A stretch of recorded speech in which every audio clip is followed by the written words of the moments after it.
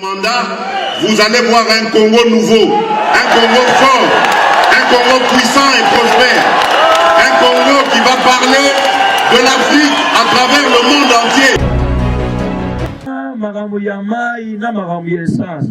Moi je dis c'est de la blague, ce sont des, je dirais, distractions. Même en bacardion, c'est une grande distraction. Nous on n'a pas besoin de on a besoin de la réforme, calme. Et bon, les parents préparer nos parents à ce moment dans uniforme, bataille à les classes. Ce qu'on va compliquer le transport, parce qu'il y a un retard. Mais j'ai dit, présent, sinon, moi j'ai vu ça hier en France 24. Vous avez passé la télévision. La France, ma voiture était mise à la station. Si la France achète l'essence à $5, vous ici, c'est presque 3 000 francs. Comparez $5 à 3 000 francs, c'est combien? Différence. C'est qu'il y a une pénurie mondiale. Mais pour autant, on a Congo, et ça, on a Congo dans la carte. Parce qu'au Congo, tout ce qu'on joue, c'est contre Félix. Bon, on a été présent à ménager, à déranger. Presque même les Kababeks, il y a des bonhommes. Oui. Ça se fait ici. Nous avons des gens qui sont avec nous, parmi nous. Pour la bango, Félix a échoué. Mais pour ça, on a dernière minute. Le monsieur déjà s'appétit, on va c'est Sili. Bon, ça, on a dernière minute. Et après, parce que moi, il a prouvé noir sur blanc, il est capable de faire encore de grandes choses. Asa capable avec l'envie. Cette arme, mais Batubaza peut mener Baza Mitema, il ne peut se vivre. Pourquoi? L'unité à respect, il y a une unité à respecter, il y a une unité. Mais ça dit ça, il y a une unité. Parce que dans le parabole, une espèce abondante avec un mot, avec une idée, avec une politique. Instaurer l'état de droit et la démocratie au Congo et en Afrique. Ce qu'on dit non, vous voyez la politique libre. Tous les partis politiques, parce qu'on a plagiat à UDPS, tous les partis politiques, plagiat. Ils ont pris les statuts, ils ont pris les règlements, pas modifier. Comme par rapport à l'UDPS. Il y a un moment de l'autre parti, avant la fédération, avant la section, avant la cellule. Oh, mais où tu es? Les sections, fédération et cellule. Maintenant, il a surprendre le bilan. L'UDPS n'est pas seulement un parti national. L'UDPS est un parti international. L'UDPS est vivant. Voilà qui s'appelle la Kinshasa, attends avant le Congo, siège, il y a Parti social français. Et ça va. La Kinshasa, siège, il y a Parti démocrate américain. Et ça va. La Kinshasa, siège, il y a Parti suisse. Et ça va. 40 ambassades. Mais allez-y aux États-Unis, en Europe, en Asie, vous verrez la fédération UDPS. C'est la vérité. Allez-y vérifier. L'UDPS a des fédérations nationales et internationales. On a une fédération de Benelux.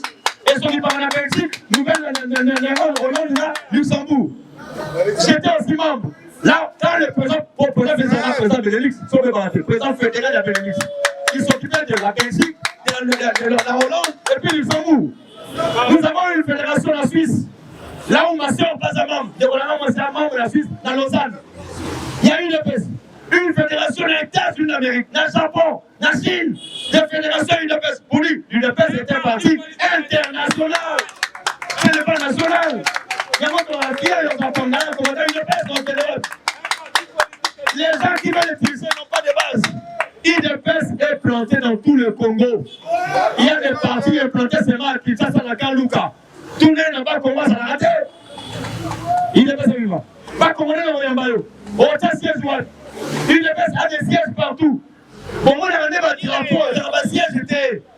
Les drapeaux existent, mais les sièges non. UDPS n'a pas seulement les drapeaux, mais les sièges. Il y a fédération. J'ai dit, jusque dans mon village natal. Village natal, et pas pour pas la Bumba. Il y a les sièges à UDPS. Je vous dis la vérité. J'étais en Bandaka, j'ai vu les sièges à UDPS. Avec le fédéral de Bandaka. Que je ne connais pas, c'est un monde que je ne connais pas. Mais la Kenya, ça va fier parce que dans la Naka, la siège de la fédération UDPS dans Bandaka. Avant la Ligue, on va dire. Donc l'UDPS, je suis fier de ce combattant UDPS. Chers combattants. sortir de ton parti. C'est un parti international. Les partis implantés même dans les Nations Unies. Oui. Il y a aux Nations Unies 2 partis. Jacques. Le parti considéré, c'est l'OLP, parti palestinien, la UTPS. Si. En 2010, le secrétaire d'État général des Nations Unies, le vieux Etienne Tshisekedi Tshilombo, des Nations Unies. Mais je me pose la question, est-ce que les Nations Unies, un parti politique, avec quel drapeau? Drapeau à Congo. Il dépasse Viva. Chaud. Comme les représentants congolais dans les Nations Unies. Parce qu'on ne considère pas le mafia qui est ici. Il dépasse Viva. Nation Unie, le Vatican. Vieux Etienne, qui? Oh, il a fait ça au Congo, il y a cardinal. C'était le vieux Etienne. Le vieux Kengo vivant. Bon, ça passe vivant. Bakenda Vatican, pour le repasser Congo, il y a cardinal, il y a Est. Le pape qui était parti, hein. Ouais, il n'y aura pas plein. Et là, c'est. Ah non, j'ai déjà les noms du cardinal qu'on m'a donné par les représentants congolais. Comment? Non, allez-y dans cette chambre, ouvre la porte. Pas contre à vous. Ya! Nous avons vu ma. Quel oiseau de vivant? Le ver léon, l'oblige quel oiseau de vivant? C'est à l'époque où le vieux Etienne avait donné le nom de Moukadane, Mopassi Laurent Mosengo. Il était le choix de vieux Etienne et de Laurent Ouamouluma. Mais oui. Il devait se vivre. Combattant, il y a des choses. Oh, il faut avoir l'histoire. Parce qu'il y a une bibliothèque, il y a le Koufiteza vivant. Il y a du solo, il y a parti dans le Congo. Aujourd'hui, les Congolais, bon, les Congolais, à tout moment. Soit il commence la ville, il est pas pour le but. Il est pas pour le but. Parce que c'est vous qui êtes les Nzela, les guides. Sur vos salités, on va salater. Parce que la ville va réagir. Même les lots sont mis à Tchébafle. À Tchébafle, pas mon bafle. Souvent, la Tchébafle, les lois, comme on va vite, il est pas pour ça. Entre la guide, il est pas pour Nzela. Soit que Nzela témoin pour Kende, et ça t'est. Il n'est pas vivant. Aujourd'hui, tout le monde, on a le Parlement debout. Le Parlement debout, c'est une marque déposée à l'UDPS. On a 2 questions. Na Mobutu, na Etienne. Mobutu, pourquoi il y a trop de gens à la cité, la Bismarck? Mobutu a quoi ça?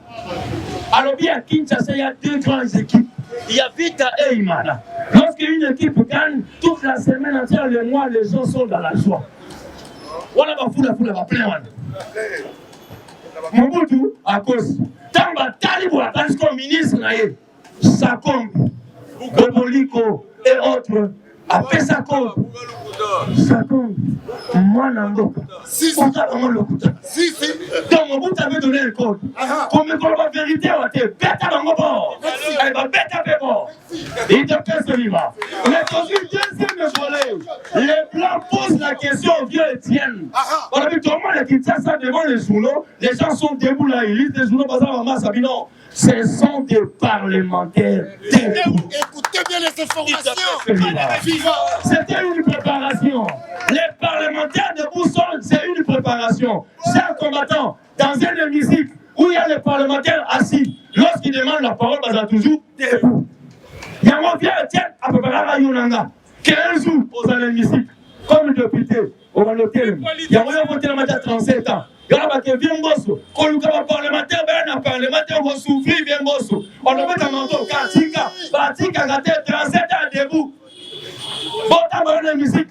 Et ça nous demande 4 heures du temps. Nous sommes 2 heures dans l'hémicycle. Parce que lorsque moi je vais prendre la parole, 4 heures du temps. Dieu merci, 5 heures du temps. Ensuite, donc il y aura du temps. Donc nous étions préparés, formés par Etienne. Il y a un monde capable de expliquer, capable de dénoncer, capable de remettre en politique, capable de diplomatie. C'est une chose. La diplomatie de paix, c'est une diplomatie riche. Pourquoi? Autant la vie Etienne, Nia Félix. Photo Zali à Tabo. Une race avec les Solanda. Maman la magma te mette. Politique. Petit. Calamité Ngwende Zayo. Ngwende. Mais quoi bague. Caméra za moyibi munene mwana. Kongo kango kutangena na kudu te tangena poignet. Odi yuma ayiba mbongo ebele ya fungurumi. Yebo pese temps. Kama bazo ya cheka na poste pour kanga moyibi ne poste maloba kanga moyibi na maloba kanga moyibi na action sur terrain. Omoni lunda bululu. Ba teksa Congo. Poste bango pour action mona parce que sans action bon di mayote. Comment dit mon peuple congolais faut exposer bango pesa bango misala bango iba sous trop. Sama kabuna yaki ki ayaka na lukuta mena oswende ngini pona zo poti ki akota tena président pas la présidence à parti alukanga le kufa kuna vana j'ai dit une chose le vient déjà donné à Félix Désir par injonction directive que tangola ya on a cité moi toi nous sommes déjà formés nous sommes bien formés je vais citer par dire au secrétaire général le coup de chapeau merci j'ai vu mes frères nommé Nazana Seolamoni Barout nommé PCA na OCC Namoni Amis nommé PCA na OGFM. Ça prouve que l'UDPS a suivi ma poste autre Salamoussala. Mais avec tous les UDPSiens, cette fois-ci avec Félix, on doit aller de l'avant. Deuxième mandat, UDPS est vivant. Je vous en remercie. UDPS c'est vivant. On va taper ça qui sont vivants. UDPS c'est vivant. Viva! Fachinchwa! Fachinchwa! Avec les soleils. Combattant de lutte, sans plus tarder, dans son point de Manzakile.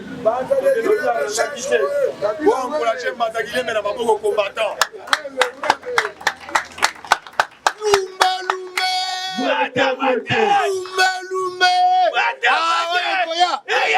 Fachinchwa!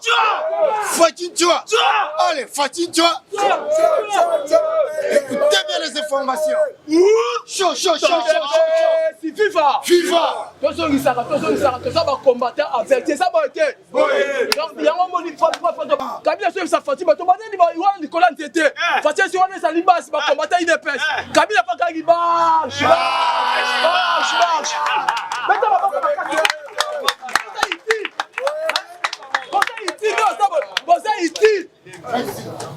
on passe qui va parce qu'on va dire qu'on va combattre. Alors, on va bâche. Ils sont au bout de la Roseka. Fatima, c'est on les alliés base. On va combattre une épaisse. Kabila sont comme moi. Mais tu peux faire des basawapi. La passation de pouvoir. Combattons ça utile. Comme ça, la jeté. Il y a un moment en face du monde. Ceux qui fatiguent maintenant sont restés. Et ça pour la base. Mais t'as pas bon comme un casse. Et ça pour la base. Et puis ce moment était assis d'Amérique. Va constater qui fatigue maintenant. Parce que papa était Tshisekedi. À ça qui n'a base, il y a Mounene. Base à Mounene, on a qui IDPS. Et pas ça qui manque aussi. La carte à IDPS. Papa. Donc tu m'as sonné dans la banque trop. Parce que fatigue mérité. Et personne médité. Quand ça a pouvoir. Et ça beauté. On se médite. Et ça cadeau. Parce que maintenant récompense. Et tout d'abord, il y a papa naïe. Parce que papa n'a pas sa mounée dans la carte en boca. Et pas mouni si mon bout tout trop. Pour te peuple congolais, tout d'abord, ah ça malade. Là, tout ça malade. Tout ça qui ne prend pas la kimia. La carte en boca. À cause de ça, il y a Fatih Beton. À cause de ça, papa était Tshisekedi. Il y a un temps où on tellement on ça utile. Là, on sait. Afrique du Sud. Ceux qui ont aussi ma pouvoir. À cause de la base. Nous sommes en train de former qui peut combattre. Non, bâton le bâton. Maintenant, il faut nous unir comme un casse. Nous comprenons, non? Maman, il y a solo. Comment comprendre?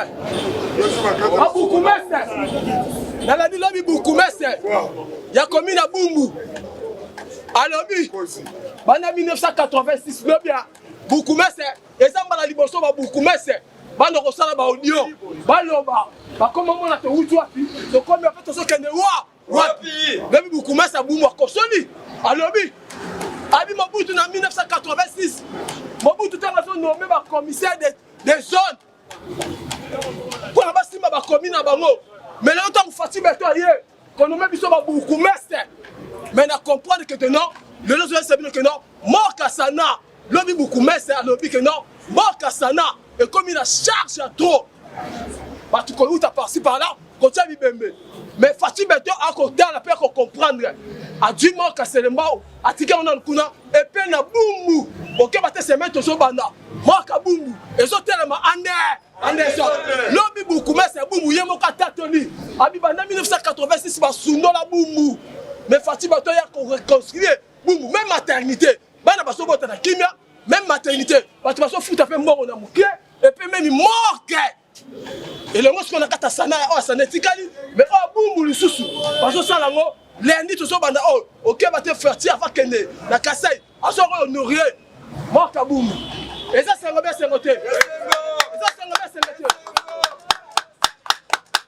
ça c'est le côté 1986 tu vois mutu na ça yango comprendre secrétaire général Augustin Kaboul et si comme ça lui ça m'a pambola yo oyoki lo bien ba parti politique na bando kotelemela ngo awa ba parti politique na biso a ba komi sikoyo konsolé nga Fatih Beto ba tie et puis le longi ya muta parti politique wana ba tie mais liboso bango mo bando so bilongo na bango siko allez-y comprendre et le koni ba so mona ba komi siko kotelemela nga Fatih awa bango so longi awa bazo yeba baso kosa ba tresi bango ke to ko benga bango ande to ko benga bango ande so parce que le ba parti politique ne quand tu troubles ba parti politique ndele memi biso na ba déception makasi na kata ba commune et puis na ba kata parti politique yango comprendre na kati le kalika na bikamele le kana ba nunu ezani laisse Kabila Robert Roy ministre de transition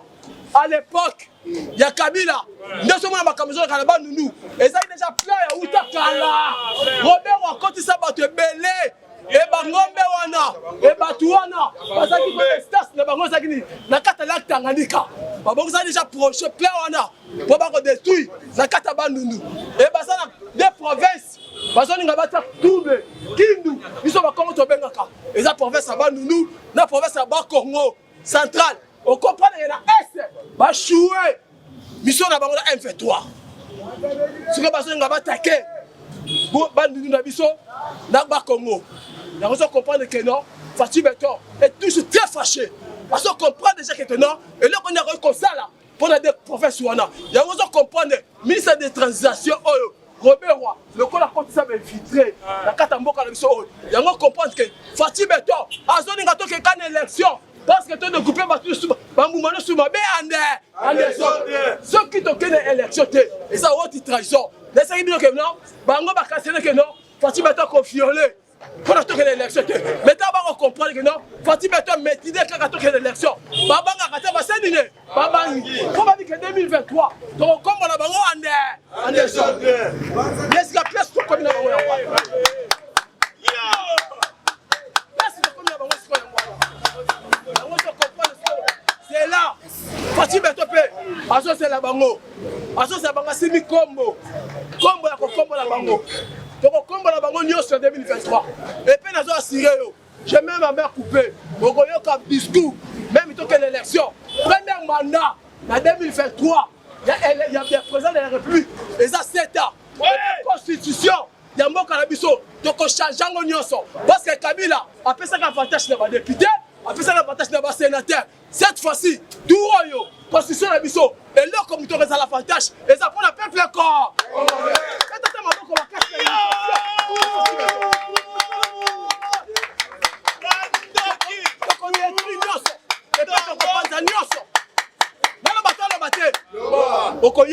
C'est là le pourquoi on me contamboka à cause de la sinoga il y a progrès social. On me contamboka sur triangle pour ça très ça on a kata mesa. Il y a on comprendre que le remaniement il y a un mandataire et c'est banni déjà et peut-être traîner à 3 sociétés. Il y a minene on me contamboka sur le mandataire des alliés SNN la régie des eaux la Silmaterie il y a Lukala Signa Sikréi. Il y a on comprendre que non ceux qui comme contamboka a découpé ma bloc là tant tout quand le remaniement pour la ministre okoyeba et là quand on kenango liboso pour na ngabilo to kutanilo c'est FIFA. C'est FIFA.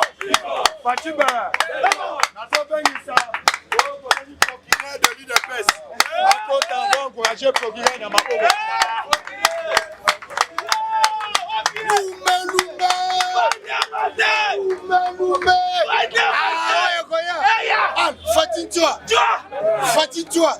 Allez, fatigue-toi. Vous donnez les informations. UDPS viva! UDPS viva! Tolo bate. Tolobi boye. Lelo, il faut toyer baboye. Même hier, le secrétaire général Augustin Kabouya Lobaki Yango. Nous sommes déjà les tout premiers partis politiques en Afrique et puis dans le monde. Jusqu'à preuve de contraire, autres machines politiques véritables et reconnues en Afrique et puis au monde. Mais oui! UDPS viva! Tolobi Mabe, écoutez bien les informations. Tolobaki Boye, toza déjà dans une année préélectorale. Le président de la République l'avait confirmé au tribune des Nations Unies qu'il y aura bel et bien les élections en 2023 dans un délai constitutionnel. UDPS viva! Sur ce, parce que papa Etienne Tshisekedi wa Mulumba, Oyazalaki mentor politique, Zalaki Koloba, c'est le seul UDPS qui organiseront les vraies élections apaisées, crédibles et plus transparentes. UDPS viva! Si qu'on a un moment oyo, problème est aboyé. Puis on doit multiplier des stratégies politiques pour voir comment est-ce que nous allons réélire le chef de l'État en 2023. Prévenez déjà Bato ya Motema Mabe avec votre information. Martin Fayulu veut rencontrer le chef de l'État. UDPS viva! Pas comprendre Boye. En 2023, il y aura élection. Mais oui. Quoi faire? Il faut passer un volet à dialogue. Mais nous, des UDPS, on ne peut jamais accepter un quelconque dialogue. C'est de saboter voire même nos pères fondateurs, même la personne qui était notre mentor politique. Sans formule. Ni c'était le dialogue de la Senko. Chibala n'allait pas se faire une santé financière. Lisanga Bonganga n'allait pas se faire une santé financière. Joseph Olengankoy, donc tous ces conglomérats des aventuriers, Tolobi Mabe. Parlez! UDPS viva! Sikoyo! Beaucoup comprendre, Boye. Le président de la République est déjà déterminé. Si vous avez vu, il y a plusieurs réalisations, plusieurs prouesses concrètes et positives du chef de l'État sur la place publique. Vous avez vu comment est-ce qu'on a eu à quintupler le budget, augmenter les réserves, augmenter le salaire des fonctionnaires, inaugurer des usines à traitement d'eau et d'autres. Parce que sauf changement, le chef de l'État, dans le week-end, dans le DEC à Grand Kassai. UDPS viva! À cause des informations. Sauf changement ce week-end. Bona Makambotali Nzela à Kalambambushi. UDPS viva! Parlez! Sikoyo! Moïse, excusez, l'ancien premier ministre Adolphe Moussitou, le week-end de paix à Rosalana Kouamoutou.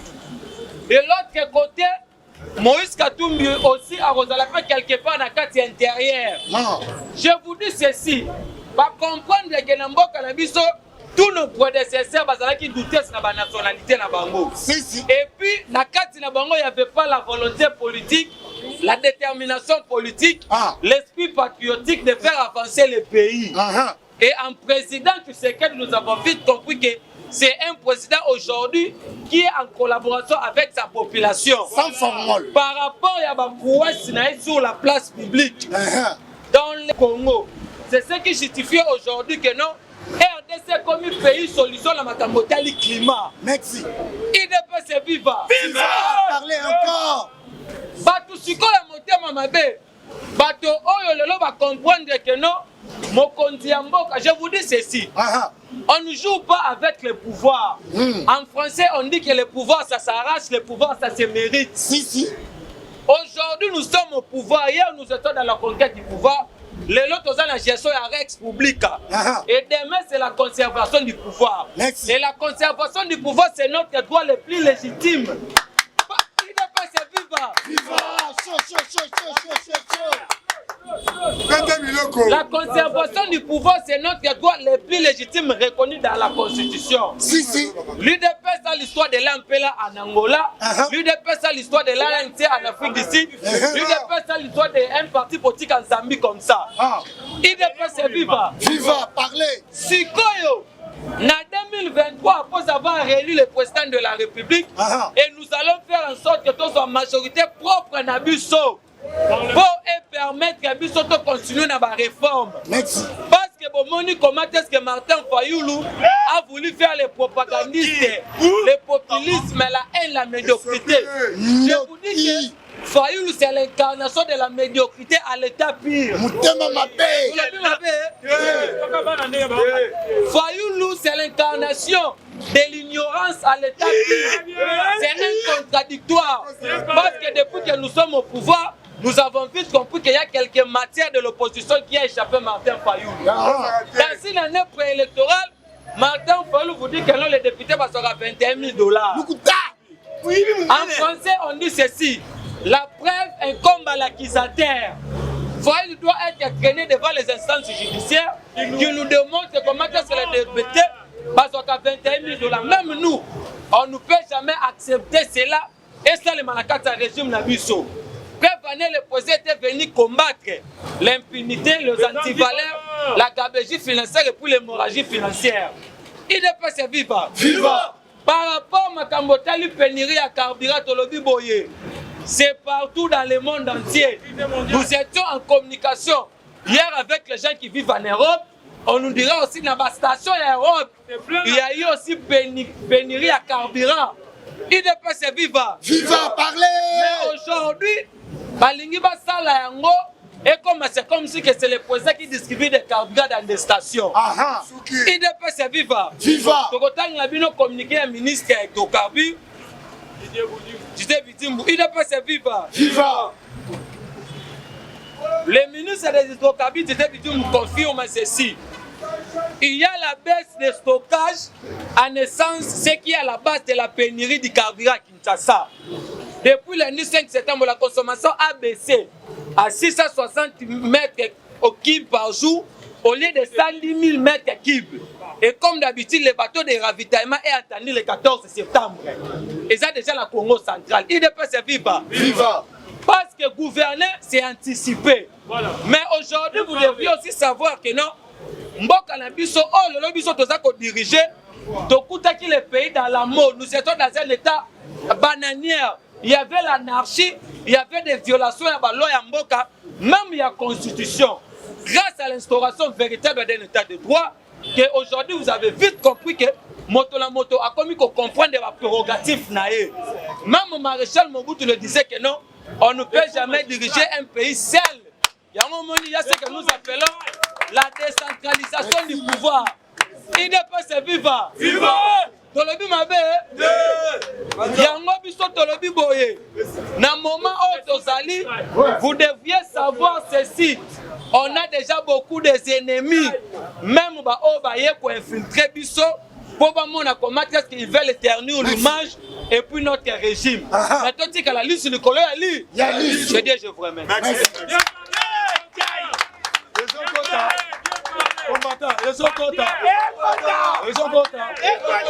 Merci, Nazo Ben ça présente tout.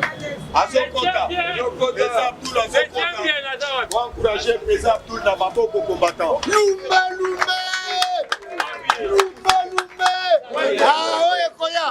Allez, fatigue-toi. Fatigue-toi. Allez, fatigue-toi. Écoutez bien les informations. Les parlementaires debout. Les parlementaires debout. Les parlementaires debout. Bonjour à tous. Bonjour. IDPS viva. Viva. Mokolo ya lobi na landi Nehemi Mulanya. IDPS viva. Viva. Alobi boye na minute bazali na kati ya laboratoire. Lolenge nini bakoki kosala pona Hippolyte Kaname Kazembere azonga na bokonzi na 2023. IDPS viva.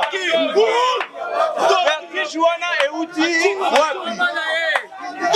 Kabila alobi na Néhémie Moulania. Joseph Kabila alobi na Néhémie Moulania. Ndenge nini makambo nyonso Félix azali kosala. Mais bino nazalaki na bino. Pourquoi pas boyeda ki ngana sala yango? IDPS viva. Viva. IDPS Néhémie Moulania asiliki. Aye koloba na maloba ke Félix azali koboma oyo nyonso Kabila asalaki. IDPS viva. Viva. Kabila azatiki bato moko na Onatra en plus kufa. Mais Félix aye atiki donc asombi 20 bato na Onatra. Néhémie Moulania lobi non. Bona nini yatika ki moko yozo sombi 20. C'est que bomi oyo Kabila sala.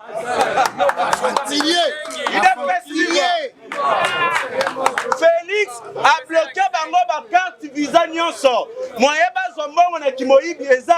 Néhémie Moulania lobi mais Félix ozali ko boma nyonso Joseph Kabila sala. IDPS viva. Le président de la République na régime na ye. Babimisi ba kabiliste oyo nyonso bavandaki na ndaku ya leta. Néhémie Moulania siliki alobi Félix ozali koboma oyo nyonso Joseph Kabila sala. Asalaki. Chef de l'État atindi ba transco ekei na Mbandaka. Na Mbandaka lokola bamona ba transco te. Ba transco ezokota babule ba rebelle bazoko. Bayebisi bango bavanda calme ezali ba transco pona moyen de transport. Néhémie Moulania zo siliki alobi nga na boyaki ba transco ekota na Mbandaka. C'est que Félix azali kobebisa oyo Kabila tika. Il est vivant. Le président de la République a vu pouvoir. Il est vivant. A sombi 440 bis transco. 440 bis transco. Néhémie Moulania tanga zo tali. 440 bis transco. En tout cas, Félix Azo Bomagnon, son Joseph Kabila Sala. Il est vivant. Chef de l'État. A Salaki commande. Il y a 110 bis trans academia. Na mokolo ezoya. Samusu sezo bakisama. Néhémie Moulania simi muto alobi Félix Azo Bomagnon son Kabila tika. Comme secret nazo fongoela bino. Ceux qui ont moni congolais, azali ko soutenir Kabila lobi azonga eka musabino te. Identification kola qui ça parce que tozana ba angolais. Babala awa babota awa. Bazobeta lingala normal. Moyo ye baye eza. Kaka identification nemte kola qui ça oya azali ango. Angolais. Les abato nyonso bazo soutenir Joseph Kabila. Peso qui to kei na identification. Bokomona ba proche nyonso o bazolo ba Kabila zonga Kabila za mutu malamu bangwe belé bazali ba étranger et comme sabino te pe comme sabino te so bomoni Néhémie Moulania binya za ngola et comme sabino te il est vivant Félix Tshisekedi a eu pouvoir a barré lobby infiltration na kati ya armée te na servi de renseignement civil et militaire te na ba institution nyonso ya l'état te oyo Kabila pesa ki privilège balama ko Néhémie lobby Félix azali kobebisa nyonso Kabila tika. IDPS viva. Chef de l'État Ayaza Kouti na République démocratique du Congo. Les passeports les plus chers au monde des Ayabiso Awa. Kabila atika ki passeport na $250. Oyo yena ba famille na eba za na pourcentage. Chef de l'État du pouvoir à l'obino. Alingi peuple nyonso oyo. Azala na capacité à kozwa passeport. Azongi sakango na $9 te azo. Azongisi. Mais oui. Félix abebi signo so Kabila tikaki. Écoutez les informations. Chef de l'État a tient gratuité de l'enseignement. Oyo je sali plus de 4 millions. Bana bazongeli nchi. Lokola bango balingaki ba bo médication. Félix azali ko bunda pour l'éducation. Néhémie alobia. Félix azali ko bomagnon so Kabila tika. Atikaki. IDPS viva. Chef de l'État pour aider gratuité de l'enseignement et à la partout. A construit 152 écoles. Pour na bana batanga na ba norme nyoso ya malamu. Néhémie Moulania simbi mutu. Alobi me Félix azali ko bomagnon so Kabila tika. Atikaki. IDPS viva. Chef de l'État a construit 42 centres de santé pour les permettre Batouba soit traitement ya malamu. Tandis que Hippolyte azalaki na posa Batouba kufa. Ba traiter bato felete. Le col a Félix a côté ici yango. Néhémie alobi Félix lokola za ya de père et de mère azali koboma oyo Rwanda atika Atikaki. UDPS viva. Chef de l'État azwi bakongolais oyo bango bakomisaki bakuluna lelo akomisi bango babaptiseur aréhabilité Kanyama Kasese lelo tozomona bakuluna babandi koproduire bamasangu ya malamu tozosomba bango na prix ya kitoko Nehemia Simbi mutu alobi Félix Antoine Tshisekedi Tshilombo abomi makambo Kabila tika Atikaki biloba loba bilobela. FIFA. Ah, nazo ko c'est la bino chinois ya bako. Ya bako. Azoko ta bo encourager chinois na bako.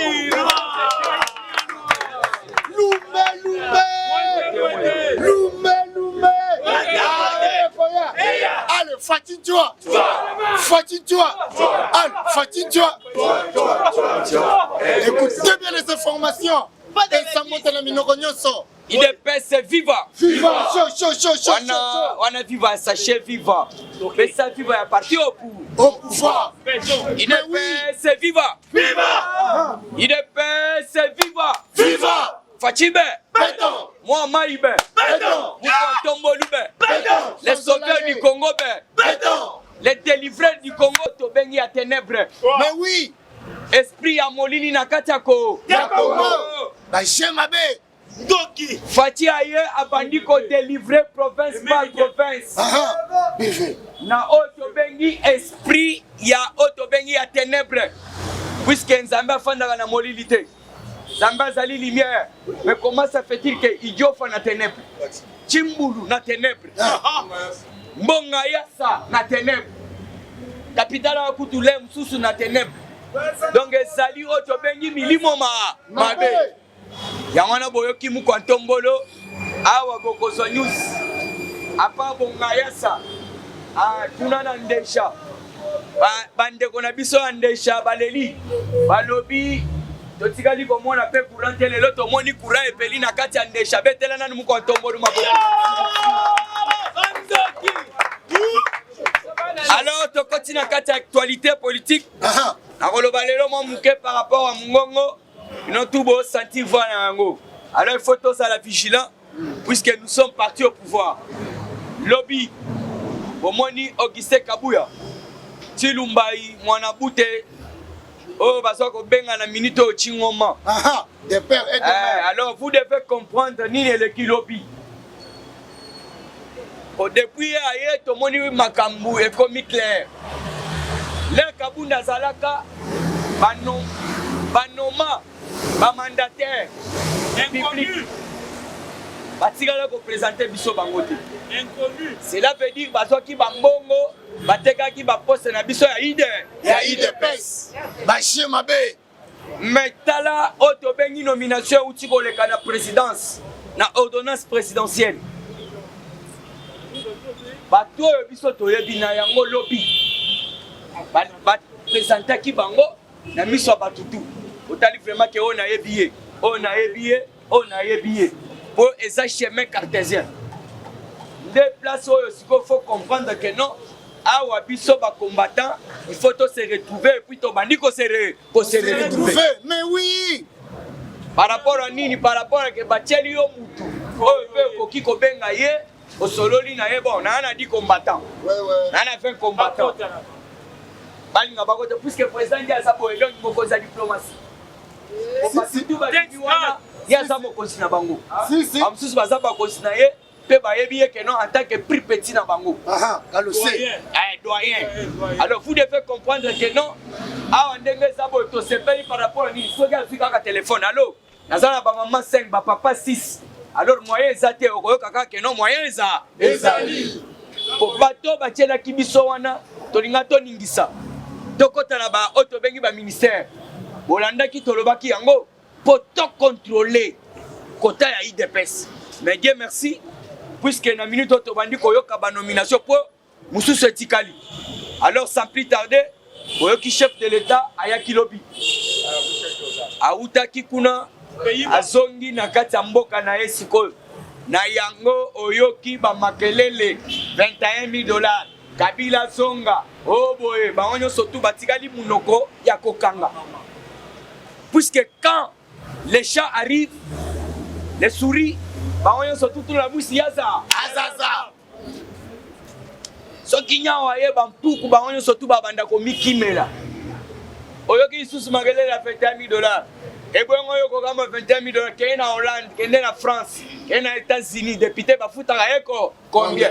Donc yo sko lingi o instrumentaliser batu o député a 21,000. Donc 21,000. Donc ceux qui t'osent toi moyen de réfléchir. Donc il n'y a que Congo, il n'y a que Congo que bazo futa ba député cher. Wana zali instrumentalisation. Ya ba enseignant. Bango pe baboyi ba lobby tokotani sabana. Alors rentrée scolaire effective. Si le PS viva. Viva, écoutez bien les informations. Ça y est l'air ko lo babilo ko wana ba 21,000. Yo professeur Rosiliga ah na professeur nazo 500,000 nazo 700,000 mais yo ka député wana nyo surtout wana bazolinga populisme, c'est du populisme. Alors pour na biso ko sala lisusu débat wana te ezali débat ya ba caniveau ça va débat stérile yo zwa débat au centre tia yango yebisa bango boye bongaya sakura ezala quitté depuis l'époque coloniale kura epeli. Mais oui. Yebisa bango boye idiofa kura banda ko pela te mais na minute kura epeli oui. Ndesha kura banda ko pela te na minute kura epeli. Fati délivre le Congo na molimo ya molili. Tolo wana nukuna kendelo alabati. Trésor longwa de Dilolo Tilobito. Sous l'impulsion du chef de l'État. Trésor longwa lo anini Dilolo le continent Angola, lobito ezana kati Angola. Donc nazo sabino bango bazoka mo batali balobi oui si lelo moni mo auto bengi na mi mulanya bazolo bao bazana kati laboratoire toko yebisa bango bozali ba professeur auto bengi donc ba professeur moins performant oyebi le côté bino boza ba professeur rebelle muto akoki kozonga kokamba mboka kaka Kabila bino pe bozama ele te akokamba mboko oyo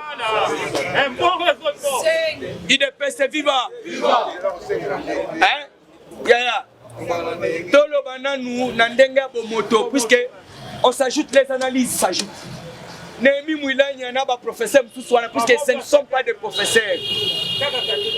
Ce ne sont pas des professeurs. Bosco Taranta Lobby Kanambe tosuka na ina 3e primaire. Diplôme na ya zwelango wapi ya Kanambe. Baye koko sabiso alors pour la petite histoire. Bolobi azamwa na musée. Koto ye Kabila Bolobi abotama na 1971. Mais pour la petite histoire, les doyens sont là. Bazolo Bake musée a traversé Tanzanie en 1970. Alors en 71, yo tikali kobota bala Congo yo moko. IDPS viva. Viva. Loba loba lobela. Sans musée. IDPS viva. Viva. Mais balobi abotama na Congo en 1971. Alors ils sont en Tangi na classe. Balobi musée a traversé à côté Tanzanie en 1970. Siko yo en 1971 na Congo. Donc obotami yomo. IDPS viva. Viva. Alors tu comprends que non, bakosa biso trop. Tala ya bakenda ti loin. Yakobo Mamuto pesi politique kanambe nationalité. Pe à ton âme même goimukena. Mais bon salaire ya kokotsa Congo na KO. Comment attribuer à une personne un individu? Nationalité congolaise. C'est bien même goimukena bavandi sibatu. Babengi kumwa kumanza Gabriel personnel. Na Richard Muyeze o azage na kozonga lo ala bokozonga te puisque boyebi nationalité ya Kanambe bien. Ya wana bo linga bo garder secret. Et même goimukena fandi. Kabila ya lobi comment est-ce que je peux devenir un véritable Congolais? Nengeni na kotwa nationalité ba Congolais. Et même goimukena lobi je ne peux pas vous donner moi seul. Tobenga oyo tobengi les doyens ya Katanga kungwa kumwanza. Babengi Richard Muyege dofandi wan. Alors babandi ko tuna ye. Alors toko personne nationalité ne otenga na sali pasa ndeko nanga sali ya mwasi. Yo botami wapi ona manoni ona botami wapi na likasi yaya yoka mapasa bazobota makotoyo na kutu mais histoire vraie au Congo ce que Zoboya tous à la calme réfléchissons est-ce que musée depuis bisoto kona bana mike yo so yoka ba benga musée papa mapasa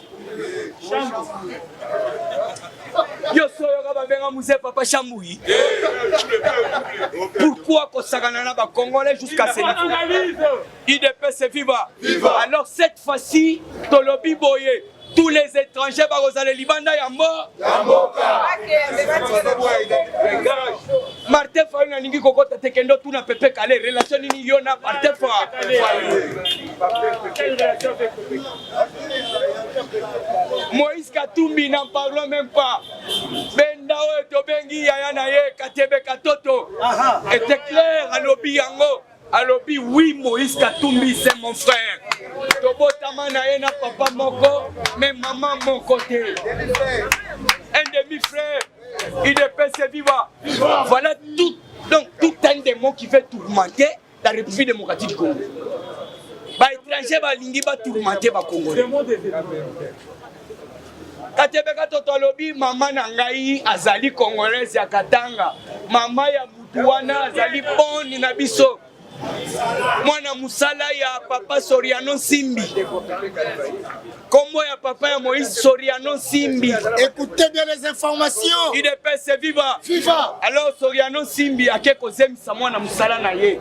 Ko mwana musala wana boti mwana wana nde Moïse Katumbi. Mais oui. Où est le sako congolais? Chez ma belle. Alors ici bango cette fois-ci ils ont mal choisi l'adversaire. Oui. Oto bengi Fachibe. Béton. Na loi ya congolité. Oto sana ngona maboko. Et puis tozo mettre tous les députés en garde beauté combattant. Tolobi boye. IDPS viva. Viva. Lumbe lumbe. Moite. Lumbe lumbe. Moite. Lumbe. Tout ça qu'on mettre tous les députés en garde. Oui. Cette fois-ci ndenge bozo songa. Ah. Bozo abigé wana comme il y a 15 milliards. Bo voter en 2023. Point barre. La deuxième question. Bokende. Bobo ya makamunyo surtout en faveur ya Hippolyte Kanambe. Mais oui. Ceux qui bosa pena ba élu du peuple puisque Félix Antoine Tshisekedi Tshilombo président. Aloba yango alobi ce ne sont pas les élus du peuple, ce sont les ennemis du peuple. Tokoyeba les véritables élus du peuple. Par rapport à loi wana américain Hippolyte Kanambe pendant lelo mbongo wana abanda kozwa yango. C'est ça les vrais députés. Merci. Kanambe kozwa mbongo ndenge nini? Il a tué nos frères, nos sœurs, nos nièces. Il a volé, il a dérobé. Et par mois, on lui ajoute encore. Et Dédé, Binoba député, Bofanda calme, Bolobete, comme il a tué nos sœurs, nos frères, nos nièces, il ne faut pas poursuivre. Puisque IDPS viva. C'était le 27 mai 2018. Écoutez bien. Mandat Kanambe Sili. À Monique Félix déterminé, il faut comme Mokonzamboka. Kanamba Ebike déjà na Sinabomi, na Yibi na détourné. Alors le mieux à faire c'est quoi? Avec tous les députés, Batiki palais du peuple, Bakeki Gakat merci Yaya. C'est là où tout a commencé. Alors il faut voter loi et protéger le régime nanga. Mandat, vous allez voir un Congo nouveau, un Congo fort, un Congo puissant et prospère, un Congo qui va parler de l'Afrique à travers le monde entier.